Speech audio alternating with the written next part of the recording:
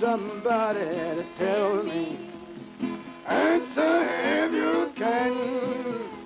Want somebody to tell me that what is the soul of a man.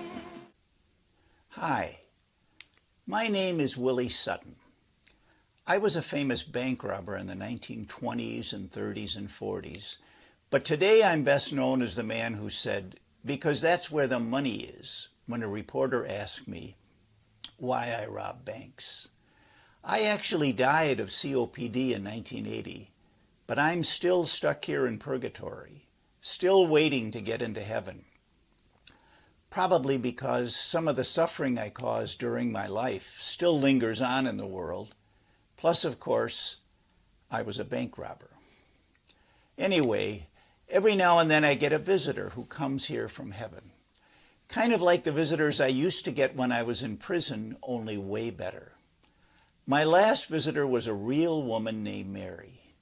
I say real because before I actually saw her, I had always thought she was just a made-up character in Frank Jackson's famous philosophical thought experiment paper that told Mary's story to argue against physicalism, which is the idea that nothing is real but the physical, the atoms, particles, fields, and forces of physics. In Jackson's paper, Mary was taken from her mother at birth and then raised in a completely black and white room where she never actually saw any other colors. She never left the room. It had no windows. Any visitors were dressed in black and white clothing and wore white gloves and had black or white masks covering their faces. Her books and TV and computer had only black and white pictures. The second really important thing Jackson tells us about Mary is that in her education, Mary had also learned and completely understood literally everything science knows and ever will know about human color perception and color processing in the brain. Then one day Mary escaped from the black and white room and for the first time actually saw what Louis Armstrong called trees of green, red roses too, and skies of blue.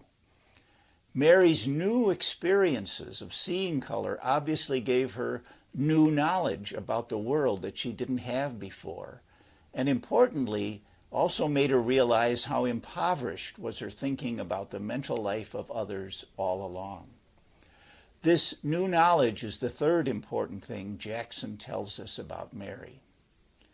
Since before she escaped, Mary already had complete knowledge about the physical, including all about the brain states and atoms and particles involved in color perception in herself and others, her new knowledge of what it was like for herself and others to actually see colors must therefore be of something unable to be captured by the physical, objective, third-person knowledge of science, something non-physical, subjective, and first-person. This plainly showed there was more to reality than physicalism, which says that everything, including even our conscious experience, is nothing but a pattern in the physical features of the world. Here's my conversation with Mary, where she talks about what happened to her in her own words. Mary, I'm so grateful for your visit and our chance to talk. I have always wondered about something. What was it like when you first escaped from the black and white room? When I walked outside for the first time, the colors overwhelmed me. Now I knew what it was like to actually see green and red and blue. I remember pure joy and happiness and sheer delight and astonishment at what I and the people around me were experiencing. And then I remember a flood of feeling came over me, and I recalled the line from Hopkins' poem that the world is charged with the grandeur of God. I couldn't stop crying for a long, long time, just like the many colorblind people in YouTube videos who cry after putting on the glasses that let them see colors for the first time. My whole life changed that day. Nothing has ever been the same, and I felt fully conscious for the very first time. Was that the end of the story, or was there more? Well, that day was only the beginning. Not long afterwards, my mother found me. I'd always wondered about her, and in the black and white room, I used to listen to Odetta sing Motherless Child over and over again. My mother told me she'd been looking for me ever since I had been taken from her. When we met, she embraced me and held me for the longest time, and then we talked, and then just sat there with each other, quietly holding hands and looking into each other's eyes. This is when I really knew for the first time what it meant to be loved and to love. And I cried again, and she held me and stroked my hair, saying over and over again, "It's okay, Mary, we're together now." I had never heard my name spoken with such love. I always knew I had a mother, but now I knew my mother. What happened after that? After that, I lived with my mother for 5 good and happy years. But then she became ill and died a few months later. And by the way, caring for your mother when she is dying is another new thing no book or scientific article can make you understand. Not long after her passing, I met a kind and good man, and we fell in love and married and had 2 beautiful children, a boy and a girl. Being their mother fulfilled some of my deepest desires because I was utterly determined to give them what I had not had as a child.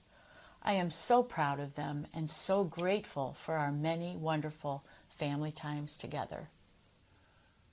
How did you feel about your time in the room?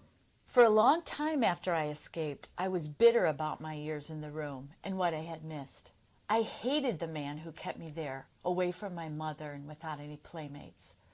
But then I realized how many other people were traumatized by their own versions of the black and white room. And remarkably, I was able to let it go. It was not easy, and the scars are still there. Tim Wardle's recent documentary film, 3 Identical Strangers, shows how easy it was and is for horrible things like this to happen to children. Mary, why are you here visiting me? Why are you in heaven? What happened?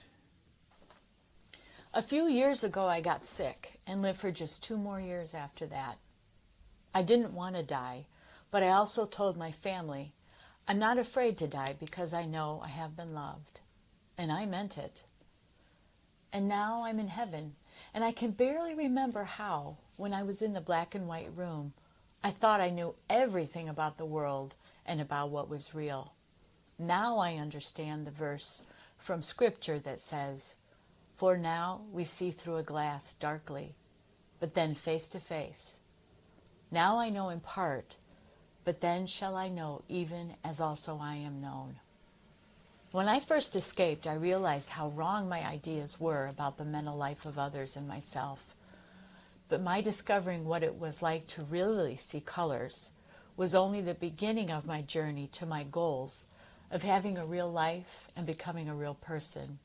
And now in heaven, the overwhelmingly beautiful vision I see is of what Dante calls the love that moves the sun and the other stars, the perpetual light that conceives all things in a single book bound by love, of which the universe is the scattered pages.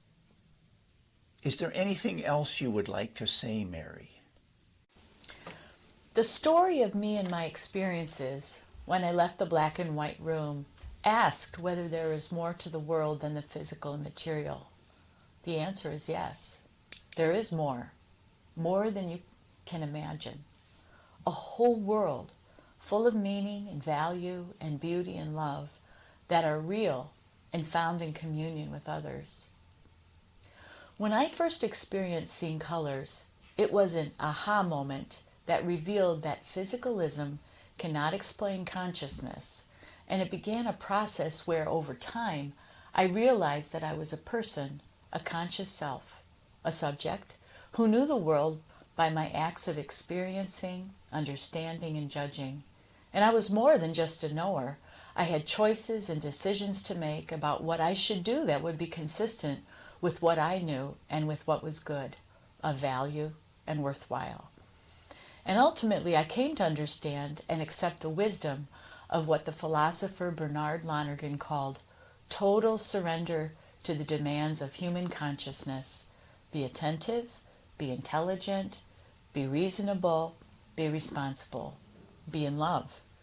As one of my dear new friends in heaven said, love is like the Beatles song, love is all we need. Thank you, Mary. What a magnificent story. And to anyone watching this video, so long. I see trees of green, red roses too. I see them bloom for me and you. And I think to myself, what a wonderful world.